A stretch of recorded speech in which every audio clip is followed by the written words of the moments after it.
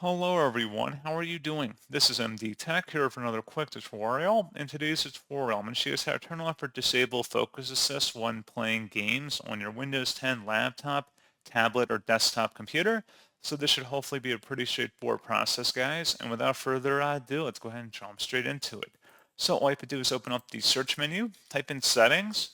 Best result should come back with settings. Go ahead and open that up. And then you want to select the system tile. And then on the left side underneath System, you want to select where it says Focus Assist. And on the right side underneath Automatic Rules, when I'm duplicating my display, you can go ahead and just toggle that on or off if you want to disable the automatic rules for which you do not want to be disturbed. So if you want to enable Focus Assist, for example, when you are playing your game, you want to go ahead and make sure that's turned on. You can also turn that off. So when you're playing a game, if you do want to receive notifications, you can toggle that off.